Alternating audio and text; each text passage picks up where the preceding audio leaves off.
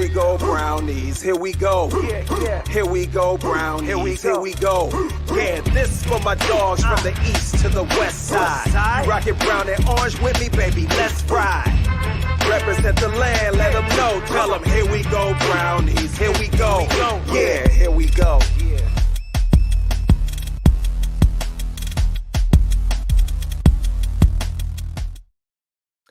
Welcome in, everybody, to another episode of the Here We Go Brownies podcast. I am Allie Heisong, coming at you live from Sneads Ferry, North Carolina, and joined with me, as always, out in beautiful Cleveland, Ohio, at the Barley House, we've got Dustin. Hey, look at that! Look at that beanie you got on, Dustin. That's that's nice. That is official Here We Go Brownies beanie, guys.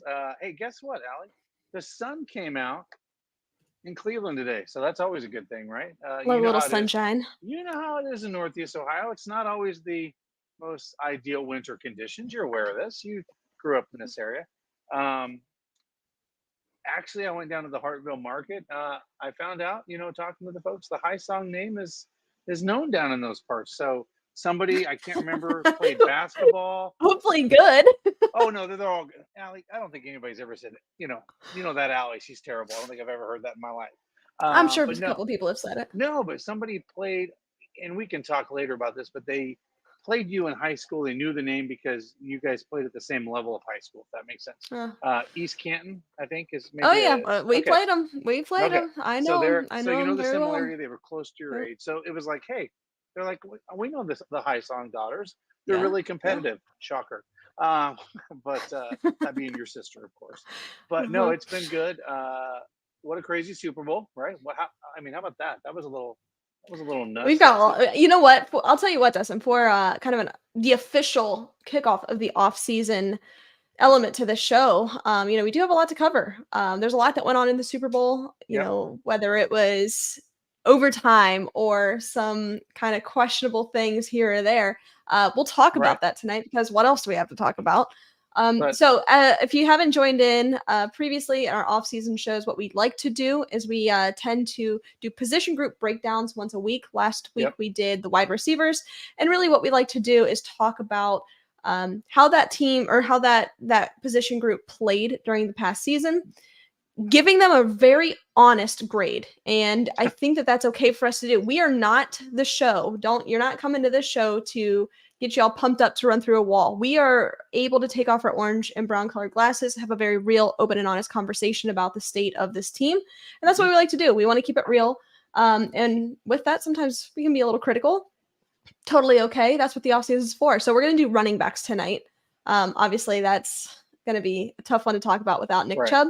But we're going to get into it.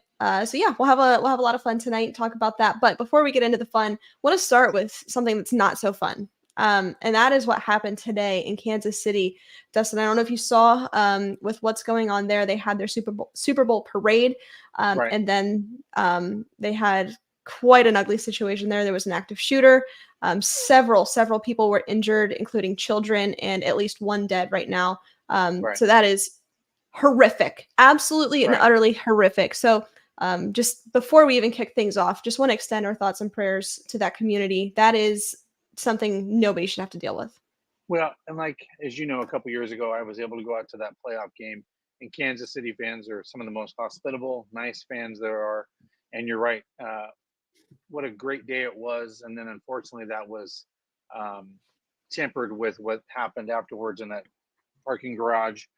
Some of the details are still coming out, but there's no place in sports for that, period. No. I mean, it was supposed to be a celebratory thing, and it turned into be that at the end. And so unfortunately, because of that, it put a damper on today, but there's no place for that in the football or in anywhere in life. But it's just unfortunate that happened, and the fans that were pretty excited today had to unfortunately deal with that. So yeah, completely terrible. Our thoughts and prayers go out to that community. But we are going to talk about the Super Bowl here in just a moment. And of course, we're going to bring on Dr. David Ullery for the medical moment. We've decided, you know what? Since we always have him on and it's called the medical minute, it never goes a minute. It's a moment. We're gonna call it what it is, and it's the medical moment. So we'll have him on here just a little bit. You know why? Because David is so thorough. David, he knows his stuff. Well, I'm telling you, I've talked to people, and they enjoy the segment because they really get, like, you pull the lens back a little bit, like on real, like, hey, by the way, I work on these folks, and this is where they would be in their procedure of their recovery, right? And we just don't get that in sports. It's like, hey, guess what? He's out, tours, whatever, 8 weeks, and then that's it. We don't hear from him Yeah. till he's back active on the roster, right? So this really goes behind the scenes of how quickly can he come back, and what these injuries mean to the actual athlete versus a regular human, that's not a sports type of person. So I like it. So Yep, absolutely. Guys, whether it is sophisticated suburban living, luxury downtown digs, or senior housing, K&D, the largest property management company, has the perfect home for everyone. You can find your dream home at K&D. Visit knd.com to get started. That is the letter K, the word and, the letter D.com. And while you're and in the area, why don't you pop on over to our friends over at Angelo's Pizza? Guys, stop in to the best in my opinion, the best pizza in all of Northeast Ohio. But if you're wondering what you should have for dinner tonight, it is Angelo's Pizza. So head on over to Lakewood to get your hands on the best pizza in all of Northeast Ohio. They do it right. They start out with a buttery crust. They do double layer toppings. It's great in the restaurant, at home, even just as great the following day. Go ahead, Dustin. well, and I was going to say the great folks at K&D, talk about nice, wonderful housing. They house me. So, guys, if you're ever in downtown, I've enjoyed my experience with K&D. They are my residents, and so it's been really nice. They have multiple properties downtown or in the burbs, and they have, honestly, uh, depending on your income, you could there's many different types of properties. That's why I think it's really cool about them. They have a property really for anyone. So check them Yeah. out. They're a great company. They're a big part of Cleveland, and they're a big part of downtown Cleveland. Obviously, they own the Terminal Tower, and as I joke sometimes, they own most of downtown Cleveland. So They are downtown Cleveland. If you've been there, you know who they are. So be sure to go check them out for all of your housing needs. All right, with that, let's go out actually on the medical minute. Let's go ahead and kick things off now, and then we'll talk about the Super Bowl and we'll talk running backs shortly after. Before we do so, this segment, this medical minute, is brought to you by our friends over at Lorello Vineyards.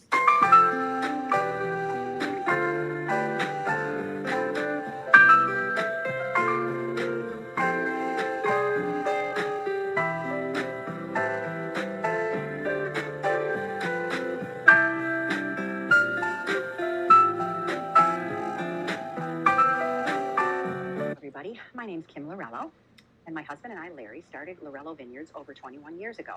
We're a small cantina nestled in the Grand River Valley in Geneva, Ohio. Our winery consists of 2 beautiful tasting rooms, and we have 2 rooms that can transform into party rooms inside. Our menu here at Lorello's is home cooking. We have wood-fired Tuscan pizzas, paninis, salads, and several appetizers. We have award-winning wines that have won medals internationally, nationally, and locally. In the summer and springtime, we have a beautiful outdoor patio that also we have live entertainment. We also have entertainment sporadically through the entire year inside during our cool fall and winter months. Additionally, outside in the summer, we have a beautiful tent that can house several guests for a private function. We hope to see you soon, and if you want any more information on Lorello Vineyards, you can go to our website at www.lorellovineyards.com. We hope to see you soon. All right, and with that, let's go out on the medical moment with Dr. David Ullery. David, what's going on? How you doing? Hi guys, how is hey, everybody? David, good. Living the dream. Nice, nice forehead. It looks like we went to mass together. That's Can you exactly believe what that? happened. We did that Did you just go a little bit ago. exercise? Did you go exercise for the cruise before? No, I'm just kidding. Oh, you know what? You know what, Dustin? You would be so happy. We are. I actually we did. It's been every day. We have been on it. What we're eating, what we're doing, because not Are you only are are we you going being on a are you cruise. being sarcastic or serious? No, no, I'm actually not for once in my life. We are. We're hitting it, Dustin, We're all every in. day. Well, I tell you, I am not, and so I'm like, screw it. However I look is how I'm going to look. I've been trying to do this, and then I get invited to this dinner or that dinner, or go out, and I'm like, okay, this is really tough. I'm going on a cruise. You know what? I'm like, I'm just going for summer at this point. Just going to look good for the summer. So All right, let's get into it. David, kind of the first thing that comes to mind is Achilles. We saw it in the Super Bowl. Dre Greenlaw. I mean, this is just brutal. This sucks. We all saw it happen. He was warming up to run out onto the field, and in that moment, you could almost see it snap. You could almost see his Achilles just like that. It was gone. First off, I want to touch on how much that sucks for this guy to work your entire life to get to this moment and to just be warming up to go out onto the field. And that happened in a non-contact way. Man, that is just completely brutal. And it sucks because you think recovery time, David, he's not going to be able to be available until late next season, most likely. So not only is he out Super Bowl, but a really, really decent part of next year. You just really feel for the guy, no matter who you're rooting for. That just sucks because you can almost accept it a little bit more if it was like on the field, something happened, you made a really good play and it happened, whatever. But David, I want to talk about Achilles tonight because obviously very relevant. We just saw it on Sunday, but we've seen it a lot, frankly, this season. So I'd like to turn it over to you because it just seems like these are a little bit more prevalent. Wow. Can you talk to us about it and why is it so common now, or is it just kind of seemingly common? Yeah, absolutely. First of all, I mean, it is devastating for Greenlaw. I remember watching it, and I texted you right away. I said, Greenlaw is he done? Is he injured? Is he out for the game? Because I was in Charlotte, and it was I didn't catch the play initially, and I just saw him go down. And any kind of non-contact injury, you think ACL, but then when you see the review, it's clearly when he was planting on that left leg to try and push off to run to the field. And I mean, that's how these injuries occur. I mean, it's the most common mechanism is when you're pushing off on a leg that's planted down, and then you push off, kind of creating this moment of quick change in the tendon in the body of the muscle. And it's as you alluded to, it feels like we've seen it a lot more lately. And I don't know if it is an increased prevalence or if it's just something that we are just more keen to or more aware of just because we're really kind of locked in on these things. So, the Achilles tendon, we know it's a big tendon in the back of the leg. It connects the calf muscle to the heel bone, the calcaneus. And it's what allows you to plantar flex or put your toes down, put your ankle down. And I mean, it's so important in just everyday normal walking and functioning in your gait, as well as obviously running, sprinting, jumping, cutting, all those activities. And so most commonly we see these, at least in kind of the general population, in really 30 to 40-year-old men. Call them the weekend warriors, playing basketball on Sunday, didn't warm up, they're in the church parking lot. I mean, it's so common. And it's just that for whatever reason, that demographic of men they're maybe not taking as much care to warm up and properly get ready to play. And on top of that, they're probably not as active, and they're really just playing basketball games on the weekends. They're not stretching, they're not exercising, they're not lifting weights during the week. And so they are just kind of primed for this injury, similar to a biceps tendon, like we talked about earlier this year, very similar demographic. There's other things that kind of lead to it, but really not relevant to our conversation for football players. And so, yeah, I mean, it's unanimously surgical in an athlete. Certainly in the civilian world, we can get away with treating them without surgery. We put them in a boot. We kind of put them in a heel lift so that those tendon ends are close to each other, where the heel's up like this. And over time, the body heals it. The Achilles tendon is truly miraculous, just because if you get it close, it wants to heal. And you don't have to necessarily do surgery. And we have studies that show that getting it in a boot right away with an elevation and then slowly bringing them back down to a neutral stance, re-tear rates are the same as after surgery. But again, that's for the general population. That's not for an athlete. That's not for active duty military. And so we're much more aggressive in those populations just because, one, they want to get back quicker. Two, they want to be more active. And three, they just need to be, I guess, guaranteed. You can't guarantee anything in medicine, but ensured that they have a well-functioning tendon with a good repair. And so without a doubt, he will have surgery. He may have already had surgery. And so, you alluded to how many tears we've had this year in the NFL, and just think of all the big names. I mean, we have Kirk Cousins, Aaron Rodgers, Jalen Phillips, J.K. Dobbins, Bradley Chubb, all of these guys this year alone that have had this many injuries. And I think part of it was a lot of big names that we witnessed have this injury this year. So I think that contributes a lot to our awareness of it. But certainly it seems like they happened a lot more this year. To kind of go into that, looking at a study out of 2017 from the Foot and Ankle Society annual meeting, titled "It's the Epidemiology and Outcomes of Achilles Tendon Ruptures in the NFL." And so this looked at 6 seasons in the NFL from 2010 to 2015, so fairly recent. Certainly not the most recent years, but it's at least some data to look at. And over that course of time, Birdie's chiming in. I'm on it. 78 Achilles tendon ruptures occurred in football players from 2010 to 2015. 58% of them, or just over half, occurred during preseason, which we kind of saw with ACL tears as well. They occur pretty rapidly during the preseason, just as things start to kind of build up and you start to get more active, and then it kind of evens out over the rest of the season.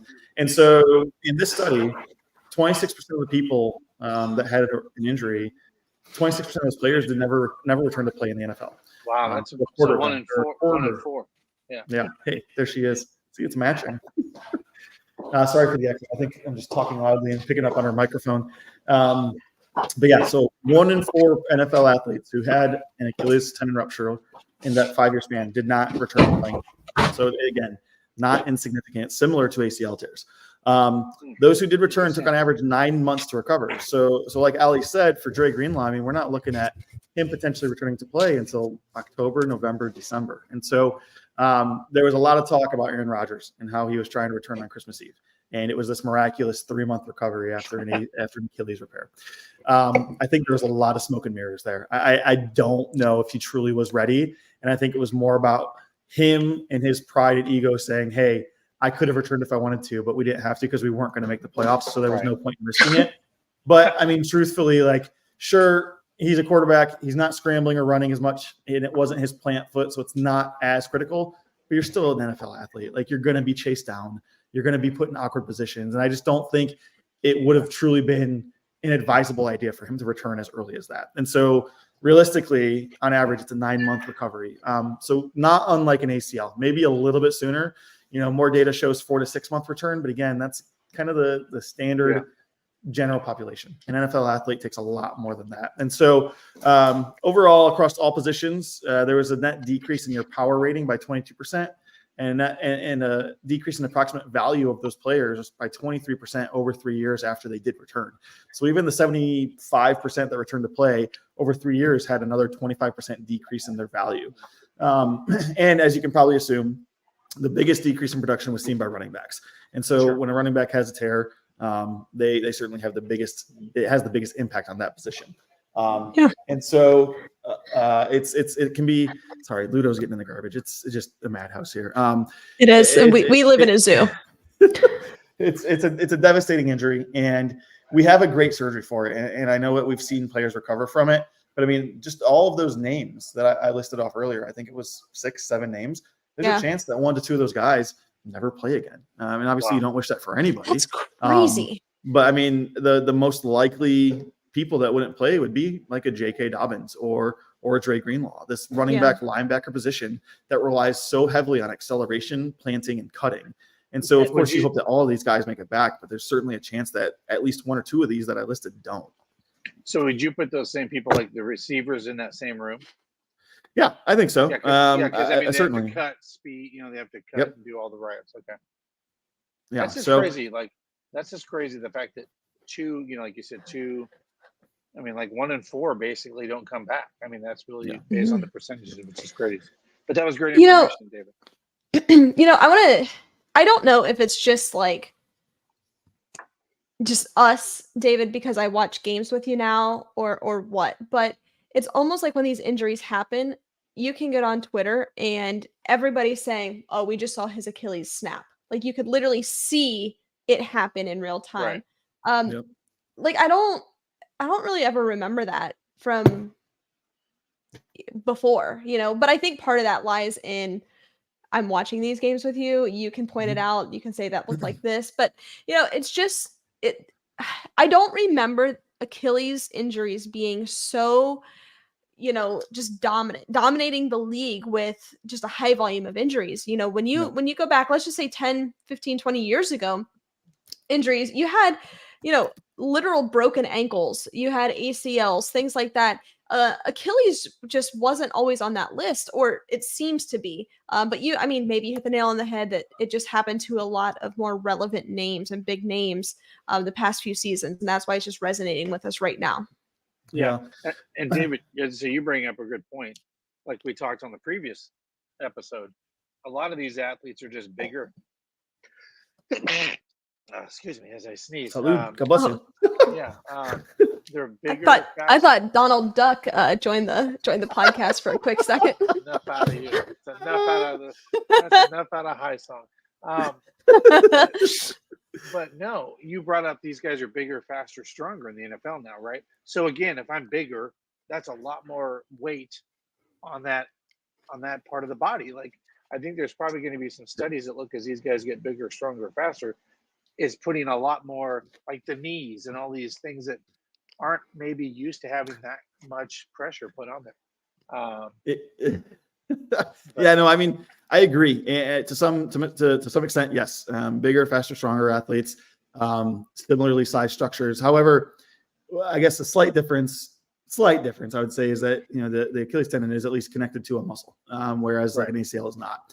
And so there is some element of training that you can do to sort of condition it and get muscle hypertrophy and stretching and things like that. But at the end of the day, you can't grow a tendon. You can make a tendon more flexible. You can increase the muscle size around it, but the Achilles tendon itself still remains the same no matter how big your Achilles muscle gets, or not your Achilles, your gastroc muscle gets, your calf muscle. And so, I mean, there probably may be an element of that too. And some people kind of look at the turf versus grass thing, or turf versus grass thing again. I mean, there's a study published this year out of Colorado State University that have essentially just concluded that at least what they looked at, the tear rate between turf and grass was pretty similar. There's not as much data on this as there was in ACLs like we looked at last week, but there still is some good stuff. Another one I just found actually published last year in the Knee Surgical Sports Traumatologist of Arthroscopy Art Journal, essentially looked at Achilles tear rates from 2020 and then post-COVID. What they found is that in the 2021 season following the COVID pandemic, for recreational athletes at a single academic institution and for the NFL, there was an increase in acute Achilles tendon ruptures. And so interesting. I don't know. This doesn't give as many details as that ACL study we looked at after COVID, but I also did see just something quoted on the university, that team up north, that school, that talked about just seeing an increase in Achilles tears in the general public after COVID as well. And so I don't know. Who knows what that's from? It could just be from a period of maybe inactivity. People weren't going to the gym. People weren't getting outside. And so they kind of ramped it back up when the restrictions were lifted and all of a sudden they're tearing things. It could be any number of things. And so I'm not going to speculate on what certainly caused that, but it seems like it may be that theory that we've seen more recently may hold some water. And again, I was trying to find data that just compares number of Achilles tears this season versus last season versus the season before, so we can see sort of a linear progression and trajectory. But I don't have that data offhand easily, and I may have to kind of tabulate that myself if we want to find that. Yeah. You talked about Aaron Rodgers. You talked about some of these big names that have suffered this injury. And I remember when Aaron went down, even when Kirk goes down, you see on Twitter people say, "Man, that was a really ugly injury. That could be detrimental to his future." But then the replies say, "Yeah, well, he's in the NFL. Like, he has access to the best doctors. He's got access to the best rehab." I want to talk about that.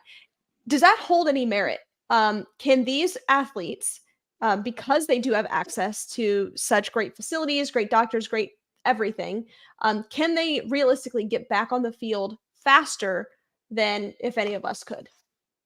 Yeah, I think not only access, but also motivation. There's a lot of dollar signs that these guys are chasing and that are riding on the line with recovering. And so, yeah, I think ultimately recovery, rehabilitation, it's just better. There's no way around it. It is better in the NFL. Multi-million-dollar athletes, multi-million-dollar facilities, and 24/7 access to the top trainers and recovery specialists in the world. And so part of it is just resource driven. When it comes to the actual care and surgery of these injuries, they're going to have more of the world-renowned, more experienced surgeons, just because they want someone who's been doing this for a while and it's kind of in their wheelhouse. But the procedure itself, the surgery itself remains the same. The surgery that Aaron Rodgers had is something that I do multiple times a year on my patients as well. And it's nice because it's a smaller incision right over the back of the leg by the Achilles tendon. And the tendon gets anchored down into bone. So you're not only bringing the tendon ends that are torn back together to heal, but then you're anchoring it into bone as well to kind of reinforce it and back it up. So instead of putting strain on that repair, the strain is on the bone and the bone is stronger at that point. And so that surgery, that procedure is the same across the board. Like Okay. when it comes to surgical repair and surgical treatment things, there's a golden standard for every surgery that I do, that all surgeons do. And there's no reason that a surgeon shouldn't do that, bearing crazy circumstances like being in a third world country or just not having the appropriate resources. Otherwise, in the U.S. in the U.S. healthcare system, we have access to all the same things that the surgeons who care for the NFL athletes do too. And so the surgery itself doesn't necessarily change or deviate. But I mean, like you said, Ali, it's more related to recovery, rehab, access to trainers, access to PRP injections, access to cryo chambers. absolutely, cryo chambers, cryo treatment, and recovery, and then nutrition is just as important too. Yeah. And it's so much easier for an NFL athlete to just sit down at a table and someone brings them their meal versus someone in the general population who has to consider that, make their food while they have a healing an Achilles. And it's the motivation is so different. And I see this a lot just in my demographic because, you have an NFL athlete who their job, their passion, their career is to get back on the field because they're going to make millions of dollars. And so they are driven to do that. And they're very motivated individuals. Not everyone else has that same motivation, and for various reasons, whether it's just kind of falling on hard luck and I'm, kind of down and out, or not interested in doing what I was doing when I got injured. And so I think they can definitely see an earlier return and a better return than some of the general population, but they are also much more demanding. Those injuries demand and require a lot more force, energy, speed, all of those things. And so they need to go through the full rehabilitation, which can take 8, 9, 10, 11, 12 months. So it's kind of a double-edged sword where, yes, in theory, they can return quicker because they have more resources, but they have to do it to the full extent because they can't risk re-injuring themselves and then really losing their career. Yeah, that makes sense. David, I will get you out of here on this one. This was the medical moment brought to you by our friends over at Lorello Vineyards. And in the spirit of Lorello Vineyards, my question to you is, do we have any more wine? And if so, could you bring me some? The answer is yes. And the other answer is also yes. Not a problem. All right. Sounds good. And by the way, I would just like to wish both of you a happy Valentine's Day. We didn't even bring Thank that you. up but today is officially Valentine's Day. And you guys, I think a lot of our listeners know that you have recently both got engaged. You haven't said it to each other, actually. Yeah. Yes, to each other, in case you didn't know that. Yeah, to each other. Some people may not, but and you haven't set a date yet. Is that correct? No, we actually have. I won't announce it on the podcast yet. We're still working through some things, but we've got a date. So you got all right, that's great. So yeah, we got to let you guys anticipate a little bit. But yeah, David, I'll get you out of here if you can just grace me with a little bit of wine. That would be very nice of you on this beautiful Valentine's Day. All right, that was the Medical Minute brought to you by our friends over at Lorello Vineyards. David, thanks so much. Go Browns. Go Browns. Thank you very much. Thank you, Dustin. Thank you, Ali. Go Browns, and happy Valentine's Day to that lady, that man. She's my fiance, and we're getting married. All right, that was the Medical Minute brought to you by Lorello Vineyards. You know what I was really worried about was him saying happy Valentine's Day to that lady and to that man. She's my fiance. And just because I know him and I know how his brain works, I thought he was going to say, and he's my fiance. I thought it was going to happen. But it didn't. So because you've never done anything awkward in public when somebody approaches you. Never, not once. No, never. I don't even know what that means. I've never done that. You know what? All I can say is our poor future children. We are two of the most awkward people that have ever graced this earth. So we'll have some funny stories when it comes to that. Guys, we want to tell you about our friends over at Stadium Mustard. If you don't have Stadium Mustard in your kitchen this season, you are doing it wrong. The iconic brand, the iconic taste. And by the way, it's beloved from ballparks to backyards and everywhere in between. Stadium Mustard is a smooth brown mustard rich in both taste and tradition, and it's loved by millions. So be sure to head on over to stadiummustard.com to shop now. Before we get into talking about the Super Bowl, Dustin, because we've got a lot to talk about there, we've got to tell our listeners what we have going on in just a few weeks. We are headed to the Caribbean for the Browns cruise. So here's a quick word from our friends over at Seaside Events. Hey there, Browns fans, pack your bags for the ultimate dog pound at sea party on the amazing Independence of the Seas in March of 2024 as we embark on a 5-day all-inclusive Caribbean cruise. Spend time with your favorite Browns alumni like Josh Cribbs, Eric Metcalf, Webster Slaughter, and many more. Presented by Seaside Events. Cabins are selling fast, so book yours now. Visit BrownsFanCruise.com or call 216-284-6472 today. All right, let's get into it here. And Dustin, where are you at? You're at the Barley House, aren't you? I am down here at the Barley House. Allie, they have a really cool thing tonight. If you're in the Cleveland area and you're not at the Cavs game and you're just around downtown, come on down here. We have free stadium mustard for anybody that wants to pick up a bottle of that. We have a couple autograph things, including a nice little thing signed by Joe Thomas, the Hall of Famer. But Allie, you would actually enjoy this tonight. They have I posted before I went on, but they have like some jewelry. They have some foundation. Cool. I mean, they have like all these gals out there have these little pop-ups. You've seen those kind of things where they do it inside a business, but you would love this. They have a whole Browns Cleveland vintage sports stuff out there, like your Browns jacket. They have a whole bunch of things, but they'll be down here from 8 to 10 tonight. They have great food, great people. The servers come down and tip your bartenders and waitresses. They're great people.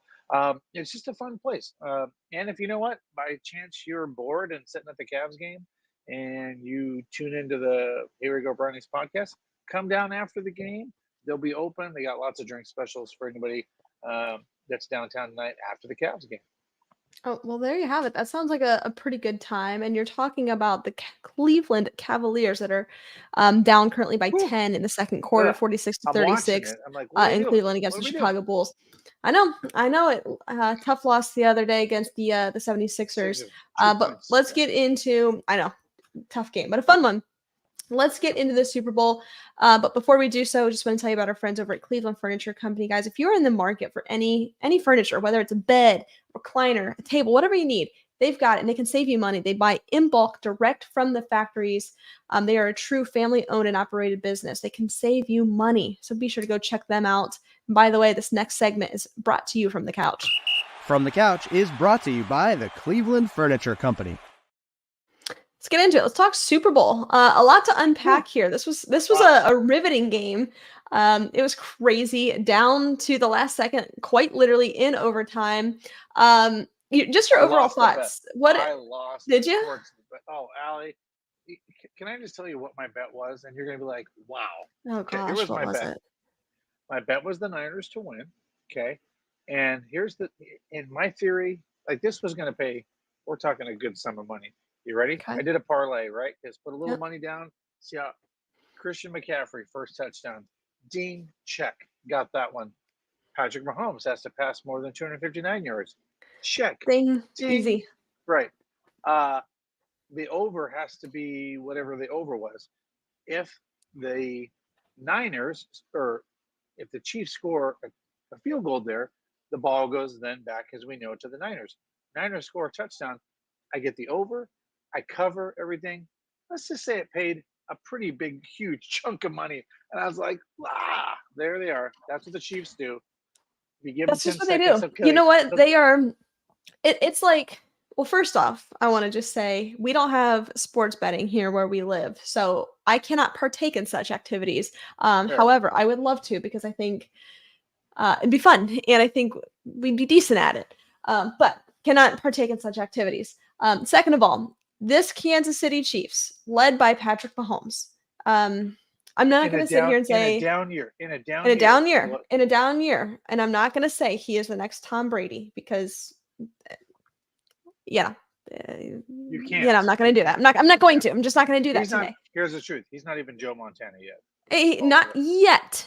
However, it is possible. Keep your pens, keep your papers if you're keeping the record books, because it is entirely possible that he just sends all of those records into oblivion. He is unbelievable. But what I will say is it's like, go back 10 years, you watch Tom Brady in the playoffs, he's got 30 seconds 2 timeouts, you say he's going to go win this game.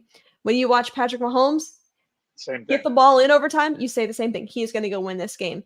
And what happened? He did exactly that. So can I bring up something I found very fascinating? It's gotten a lot of limelight, so I think we should talk about it. How about the fact that Andy Reid and his players reviewed all the new overtime rules in August in training camp, and that Shanahan and his football team realizes what the overtime rules are by reading the jumbotron at Allegiant Stadium? That surprises me. No, that doesn't surprise me. It shocks me. I'm sorry, but this is the biggest game on the biggest stage, and you haven't talked about that at least in that week before the game. Beyond that, Dustin, beyond that, when you look at Kyle Shanahan, quick game, word association. When I say Kyle Shanahan to you, what do you think? Detail-oriented, genius, offensive play caller, like really, really, really good at what he does. Yes. Now, I know that there's a narrative out there, and we'll talk about this in a second. We'll get to more Kyle Shanahan talk in just a second about his ability to win a Super Bowl. We'll talk about that. But when you just look at him, face value, say, one of the best in the game, one of the best coaches in the National Football League. So that stuns me to my core that his team did not know the rules. You talk about detail. They have everything lined up in San Francisco. They know it before it even happens. They know everything. Right. So it is beyond me that this team did not account for overtime rules, because they are drastically different than regular season. Completely different how you approach it.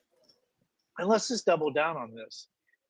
The defense wasn't the problem in that football game, but he fires his defensive coordinator today. He lets him go. What do you make of that? I mean, I thought it was going to happen. I did. I'm not surprised by that. Okay. Steve Wilkes, I did not think he was the long-term answer in San Francisco. I mean, Browns fans, we know this, right? It's been in Cleveland. We know how he is.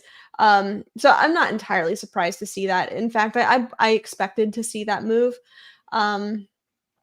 They've got too much. They've got too much talent defensively to let that happen. And look, I think that Kyle Shanahan, his team, offensively and defensively, came out absolutely swinging in the first. Let's just call it the first 3 quarters of this game. Completely had an insane game plan. The Chiefs could not move the ball past the line of scrimmage. They couldn't throw it. They couldn't run. They couldn't do anything. The Chiefs couldn't. Pressure on Patrick Mahomes, kept him in check, all that.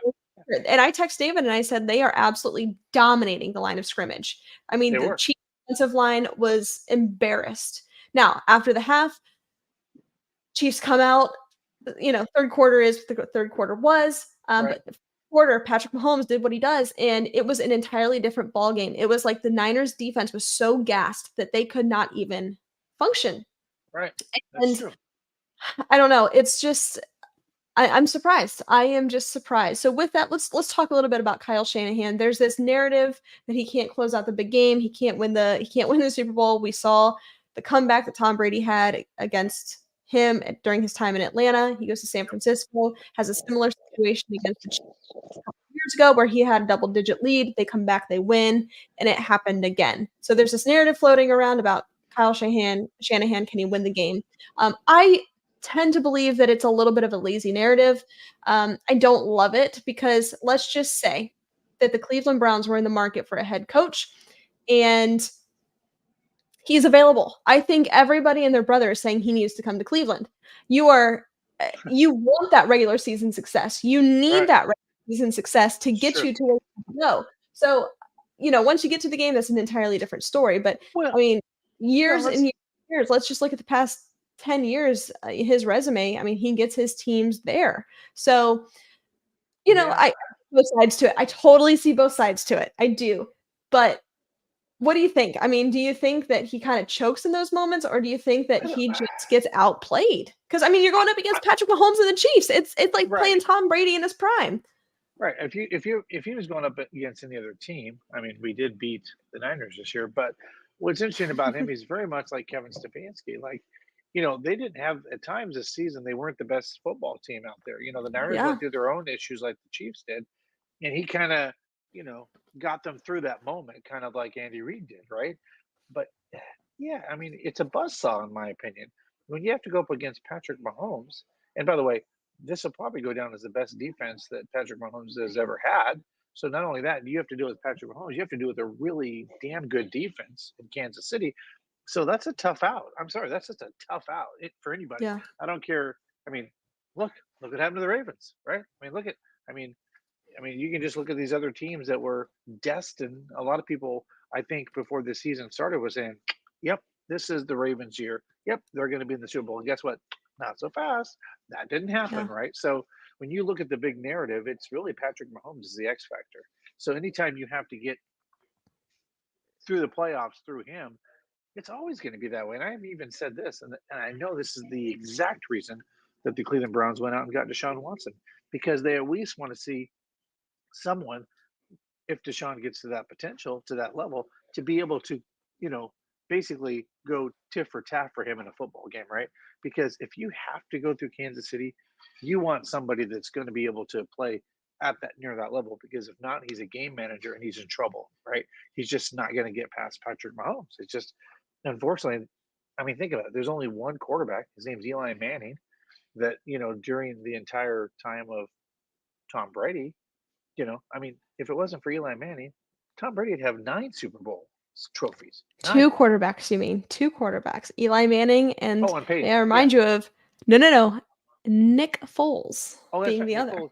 Yeah. So if you Yep. think about it, if you take those, he's got 10 world Yeah. championships. I mean, think about that. Yeah. And by the way, in those games, he was on the verge of getting those, right? It wasn't like it was a blowout. So again, I think we're now seeing, unfortunately, being a Browns fan, Mhm. we aren't Chiefs fans. So we have to deal with, the road to the playoffs goes to Kansas City, be it on the road or through their house. And you're Yeah. just going to have to get, unfortunately, a really good game out of your defense and maybe a down day from Patrick Mahomes to get past them. And the And you're fact not that we're going to. You're not well, going to in the Super Bowl. Like that doesn't exist. correct. It's going to have to happen in the playoffs. And here's the thing. So, oh, go They ahead. put it Sorry. out there. I was say, I don't know if you saw what they put out today. They said three-peat. I mean, they've already put their bulletin Yeah. board for every football team. We're going for the three-peat. Now, I don't think that's always a wise thing to do, because next year everybody's going to be like gunning for you and be like, "Oh, okay, you think you're going to three-peat? Not so fast." I wouldn't put it out there, but they all did today. And by the Yeah. way, did you see Travis Kelsey's? I'm saying this sarcastically. Wonderful rendition of karaoke today. I don't know. Yeah, I did. Yeah, I did. Um, he's he's got a voice. He's got a voice on him. Um, I want to talk about that just a little bit. Patrick Mahomes and this Chiefs team. This you said this a little bit ago. You know, the Ravens probably went into this year thinking, this is it. This is our year. This is it. Because this is a down year for this Chiefs team. And I am terrified to say that I don't see them going anywhere. Huh. They traded away. What do you got there? Is that French fry? I'm Yeah. interested. It What is. else you got? Talk to me. That's Paint the that's picture. what do you think I have? What I have? All right, let I me have guess. Can I guess what you have? Can I You know guess? what I, you know what I have. All right, so you got a plate of French fries, Yep. squeeze of ketchup, and you've got a spiced rum diet. Ding ding, chicken dinner. Yep. Done. Cool. But this was supposed to be a down year for this Chiefs team. They trade away Tyreek Hill and they go win 2 Super Bowls. And that's crazy. That is crazy. If we Right. watch this Chiefs team, I mean, a lot of us did watch this Chiefs team throughout the season. We said, man, they've got some holes. This is the year. They don't have Yeah. any pass catchers outside of Travis Kelsey. They can't do anything offensively. And wrong. They do it. Let me ask you this. Do you think that this Chiefs team was the best team in the National Football League this year? Obviously, we know they just won the No. whole thing. No, But do and you I'll think tell that they were the most talented, well-rounded football team this year? No, I don't. And I'm going to say this, and I keep saying it. You talked about Shanahan, kind of the choke guy. He can't win the big game. I feel the same way about Lamar Jackson. He can't Okay. get to the Super Bowl, and he's been in the playoffs several years now, and he's starting to get that stigma to him. The reason this team got as far as they did this year and got them through some rough times is the same way the Cleveland Browns got teams. You know how we beat some teams this year. We had a really great defense, and we didn't have to be a juggernaut on offense, and our defense saved us. The Chiefs Yeah. were able to do that. And because of that, and we always say defense travels, right? And defense can win you football games when your offense is struggling. And clearly there was a time in the season where the Chiefs were. So no. Do I think they were the best team? No. Do I think the Ravens, when they were at their A game, were the best team in the NFL? Yeah, I'll sit on this podcast Yeah, and tell you that that's because yeah, who comes to mind yeah, for me as well. because they were the most Mhm. well-rounded team, right? Yeah. I mean, the reason I guess I use that example is they went into San Francisco and destroyed them. I mean, it wasn't even close what they did to them there. And then you bring in Kansas City that plays them in the Super Bowl. Kansas City's for most of the game, or San Francisco for most of this football game, is controlling the Kansas City Chiefs. So what that tells me is I almost think the Kansas City Chiefs were a better team for most of the Super Bowl based on talent and stuff that was happening in this game.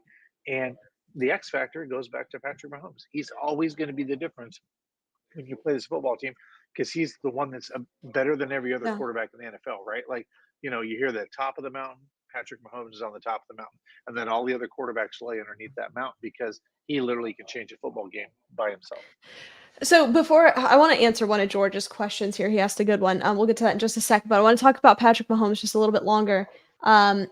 Where do you put him on your, let's just say NFL quarterback Mount Rushmore, right? Your top 4 quarterbacks that are on Mount Rushmore. All time or just now? All time. I'm saying all time. Now, within let's just say modern era, and I'm not saying I want you to do this right now.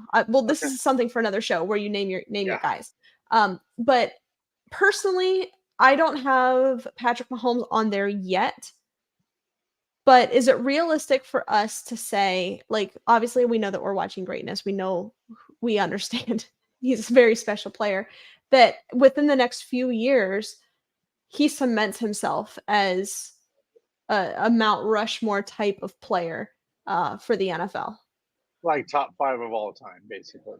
Top 4, yeah, let's just say top 5 all time. Yeah. Okay. Let's just say in the next 2, 3, 4 years, could he be top 5 quarterback all time, no matter what happens for the rest of his career, given that he's got the Super Bowls that he has? Yeah, and I would do it. I say yes. I say yes, 100%. Well, I say yes with a asterisk. He has to win 2 more Super Bowls, in my opinion, because Agreed. Because if he wins 2 more Super Bowls, he has 5. He then surpasses Joe Montana, and he sits behind Tom Brady. And then, to my opinion, yes, I mean he is among those top 5. Yeah. So if we give him a couple of years, is what we're saying. Yeah. We can see that really happening. Yeah, so he's young. He's young. Right, he's young too. Yeah. George asks any of the dudes on the Chiefs free agents. I want to talk about Chris Jones, defensive end, who I think single-handedly, well, I won't say single-handedly, they've got Patrick Mahomes, was one of the reasons that the Chiefs won that game. He is one of the best defensive ends in the league by far, and I don't think he gets the credit that he deserves. I think if he was on, and this is weird to say because they just won the Super Bowl, that if he was on any other defense, we'd be talking about him ad nauseum, but I think that their offense really just outweighs overshadows the defense in such a big way. And to think that he didn't play this entire year. If you remember this offseason, he was holding out for a contract. He didn't show up at training camp. He was holding out. He did not play every game this year. And to be the player that he was, I would do anything I could to get my hands on him as a player. He is that good. Now, do the Browns have the capital to make that happen? No. Well, here's the I thing. don't think we can expect that, but I don't know if you saw still fun to think about. I don't know if you saw a post game where Andy Reid went over there and grabbed him on the ground and shook him. Because I think a coach knows how important he was to that football game, right? Coaches know how intricate, to your point, Jones was to that football game and what was happening throughout that game to keep them in the game, right? So it's interesting. We'll get into that obviously at a later show, obviously, because we're going to break down free agency not too long from now when that stuff starts popping up. Allie, I was trying to get an update in the Cavs score. Is it halftime for the Cavs? It must be. It should be close. Let me pull it up here. It is halftime. Yes, the Bulls are at 49-43 over the Cavs at half. Oh, only 6 Um, now. Okay, here we go. Let's yeah, bring yeah, it. yeah, yeah. They're coming back. All right, let's talk about the Browns running backs. As you know, that we are doing position group breakdowns every week. Dustin, we're gonna go a little bit rapid fire here. Obviously, it's a small room. But quick word from our friends over at Bills Circle K. fans, get ready for a sizzling sensation that's about to heat up your taste buds. Circle K is bringing you a hot deal this football season. Introducing Circle K's Hot Chicken Wings. And the best part, the price is as hot as the wings themselves. Pick up 6 wings for just $5.99 at your local Circle K today. So what are you waiting for? Gather your friends, your family, and anyone else who craves the ultimate wing experience. Circle K, where every deal is hotter than ever before. Here we go, brownies. Only at Circle K. All right, let's start off with Nick Chubb. Obviously, actually, let's start off as a whole. We'll start off as the room as a whole. Really disappointing year for the running backs for several reasons. One, your number one guy goes down to Nick Chubb, and we know who he is. We know what he can do. I think he was probably on pace to have a career year. He goes out in a very just really sad fashion in his injury. And then that several weeks later, we bring in Kareem Hunt off the street, basically. Off the couch. You've got literally off his Cleveland Furniture Company couch, as well as Jerome Ford having to step up in a really big role. So ultimately, a really disappointing year, I think, for the running backs. We said at length on this show several times, Kevin's got to be able to get the most out of the running backs. Now, when you look at volume, the Cleveland Browns, I believe, were top 3 in the league in terms of how much they ran the ball in contrast to the other teams. He absolutely made sure that his team was running the ball. Now, were they running the ball effectively? The answer is no. The answer is no, but they were still running the ball. So I want to talk about Nick Chubb. We'll start with him. He is the shining light. He is the number one, but he only played, 2 games? But in those 2 games, he rushed for 170 yards on 28 carries, and he was averaging 6.1 a pop. So that's why I say he was on pace to have an absolute career year. It just didn't work out for him. Obviously, he got injured, so that thrust Jerome Ford into a really big role, Dustin. He had 204 carries for 813 yards, which is 23rd in the NFL. He had 4 touchdowns, and he was averaging 4 yards a carry. So not really what you want to see out of your number one running back. It's just not. And we can be honest about that. I did not love the way that he was used.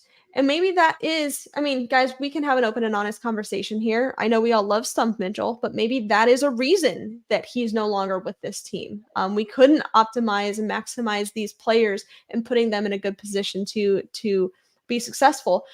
Look at how Jerome Ford was used. The amount of times that they used him in the wide zone scheme at nauseum, time and time again, and he's just not that type of player. It was disheartening to see. So he didn't have his best year, but to end on a positive with Jerome Ford, a lot of flashes. You could see the type of player that he is. He could step up in a lot of ways, and it's clear that he would have been an awesome player as running back 2. Just behind Nick Chubb. Would have been awesome. Would have been great. I think we would have seen a lot of what we saw from Kareem Hunt and Nick Chubb a couple years ago. I think we would have seen a 1-2 punch that would have wore down defenses. Now, I'm going to put an asterisk next to that because our offensive line was a hot mess at times this year. And for any running back, that's going to be – so the fact that he got that many yards, I think, is pretty impressive. I agree with you. Yep. When you look at what they had to do. But I will tell you this, I have said this publicly, privately. If this Cleveland Browns team kept rolling after Deshaun Watson went 14 for 14 and we had a healthy Nick Chubb, Cleveland Browns could have very well been in the Super Bowl this year. They had all the talent, they had the defense, and I think they could have rolled in the playoffs, and they have the type of offense that would match up well against other teams with the 2 tight end sets. All these things would have been key if you're even on the road or at home in a playoff game. And I think the woulda, coulda, shoulda would have been, this team was built to win and go deep in the playoffs this year. And that was evident as the season started to get going and Deshaun started to seem like he was getting right. And then, of course, it all went to hell because of the injury. But But yeah, I think that was you could see where this team was going. They were Yep, a special 100%. team. I agree with that entirely. And the one thing to note as we go into these position group breakdowns, we are going to talk about it as it was, as they actually played. Because, Right. I mean, offensively, Dustin, we can say all of the offense, we can put an asterisk next to it because of one, Deshaun Watson going out. Two, the offensive line. It is kind of a trickle effect. So Yeah. we could talk about that, for every position group on the offense. Yep. But to turn it over to Kareem Hunt, they brought him in as your third down in red zone running back. He had 135 carries for 411 yards and 9 touchdowns. So he was averaging 3.0 a carry. I mean, it's not ideal, right? This running Right. back room was just simply not ideal. They did trade. I don't, looking back at it now, you don't love to see this trade. Pierre Strong for Wheatley, the tackle, he went to New England. So it's kind of it was a player for player trade, Right. and a very promising young tackle to New England, and you get a running back who was explosive in many Right. instances, Yeah. but also had some moments where he hold on to the football. But he didn't have very many chances to put his The skills. opportunities run out there. Yeah. Yep, he did not. So 63 carries for 291 yards, 1 touchdown, averaging 4.6 a pop. Now with him, they used a little bit of trickery, if you will.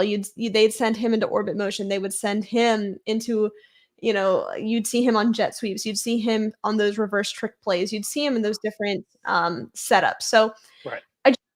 Look, I want to put the blame here on Kevin Stefanski, ultimately. I don't think that he put his running backs in a advantageous position. So we talk about Jerome Ford. Wide zone did not fit his skill set. Pierre Strong doing what he was doing. No, I'd rather just see him carry the ball out of the backfield. So look, I just think that ultimately, somebody's got to be held accountable. So I want to turn it over to you, Dustin. Give us a letter grade on how this team actually performed in your eyes, and then we'll talk a little bit with the next few minutes here on what we think they need to do as we go into the next season. And you're talking about specifically grade the running backs here, right? What I think. As a whole, yes. As it was, Sure. I mean, we can kind of exclude Nick Chubb here. He played 2. Right, because it was a game and a. The rest of them, whatever. let's do I the would give do this the rest unit, here. I give this unit a C if I had to grade them. And what I mean by as a C is they weren't great, they weren't terrible, but they kind of just did what they needed to do based on the offensive line and a lot of things. And to your point, I know not to push back too much on the Stefanski thing, but I almost think that like Kevin Stefanski had a game plan with the running backs, and then Joe Flacco was put in. Right. And I think it was like, where did the running game go, right? Because everybody's like, well, he's passing for almost 400 yards a game, and he's lighting it up, and he's lighting up. But to your point, Dustin, they were Yeah. still running the ball at a very, very, very high volume in comparison Right. to the rest of the league. Even during the Joe Flacco time, even during that time, it just wasn't effective. I mean, Right. but what are you supposed to do? You've got the personnel that you have. You got to make the most of it. And I think, I agree with that. honestly, if I think Andrew Berry had another shot at this season and all things were the same, all things remain the same. Joe Flacco comes in when he does. Prior to the trade deadline, I would think if he could have a do-over, rather, he would have brought in another running back. Yeah, and here's where, and to answer the second part of your question, what do I think the Browns need to do to address that in the offseason? I don't think they need to go high in the draft with a pick. Get a third rounder guy, somewhere a blue chip guy. I mean, Halani from Boise State is putting that out there. He's at the combine. He's a north-south runner. We like those in Cleveland. You might want to pick him up. We do. But just somebody that's more of a big, strong back. I think a thick guy would be good too. That can take those kind of, the amount of runs for one. They can take. I think you need to come from a team that's run heavy too. So he's going to know that he's going to get a bulk of runs at him. So. Because we need to probably go into this knowing that Kareem Hunt very likely will not be back in Cleveland. Right. I mean, we said this last year, and with circumstance, he was brought back. So, and thankfully, he was able to. It was very useful in the role that he was. But, I mean, I think as fans, we need to understand that we need to spend an asset on a running back, Sure, whether that's in the absolutely. draft or in free agency. We need to go get somebody because, like I said, if Andrew Berry could have a do-over, I think he would probably like to have another running back in the room Well, down the stretch of the season. yeah, and I don't know. I think Andrew Berry's got a little pressure on him even more this offseason.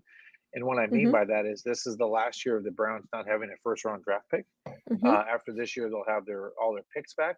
So it makes me wonder if there was a guy, like, and we'll get into this on another show, but if there's a guy, if he would move up into the first round or just stay put and try to build up assets like he always does. He does that kind of bartering on NFL draft day where he's given two of these to get one, like he's doing a lot of moving up and down the draft board to get more assets. So it'll be interesting to see where Andrew Berry goes or if he goes the free agency route. I mean, he does have that Yeah. option, but we don't know. So we'll have to, I mean, that's why Andrew Berry is one of the best in the league when it comes to manipulation of the cap and what he goes out and gets in the free agency versus the draft. Yep, absolutely. And you said you gave them what, a C, Let's running see. backs? Yep. I'm gonna be a little bit more pessimistic. I'm gonna go C minus D. I just don't think that. I mean, you're right. A lot of this does depend on who's at quarterback, what the offensive line is doing. Right. But if we go strictly off of personnel, which is really the goal of this exercise, we're just going Right. strictly off of personnel and what Jerome Ford did, what Kareem Hunt did, what Pierre Strong did. Stats don't lie, and I don't think it was good. I don't think it was Right. good enough. Obviously, it was not good enough. So with that, I think I'm gonna go C minus D just to be as optimistic as possible. But with the caveat of if Nick Chubb would have been healthy, I can make the argument that this would have been the best running back groups in the Right. league. It's that's how good Nick Chubb is, and he was Yes. able to hide a lot of those flaws that you have offensively. We know this, we see this.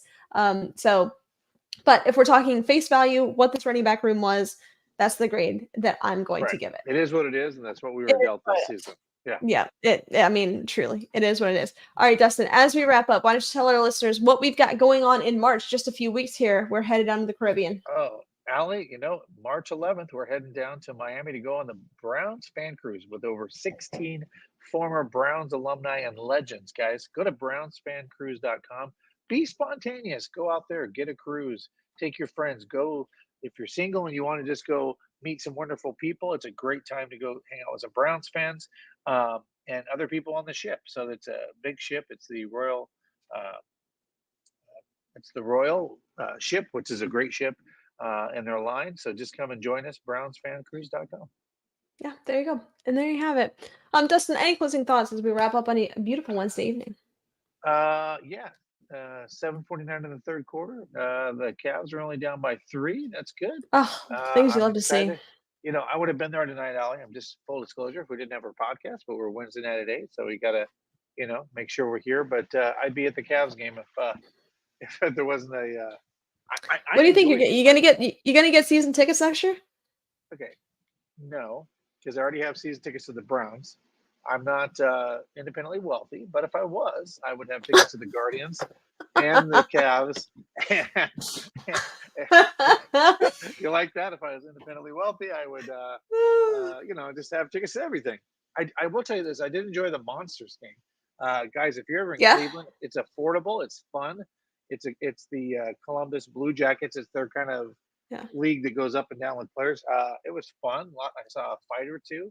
But no, the Monsters are a good watch. But yeah, if you're in Cleveland, guys, there really isn't I almost feel now that I live here, guys, anytime you come to Cleveland, no matter what time of year, it's a sports town. You can really take in any of the teams and enjoy it. And by the way, I will tell you this, the food scene here, I'm just on the tip of the iceberg, but it's pretty good.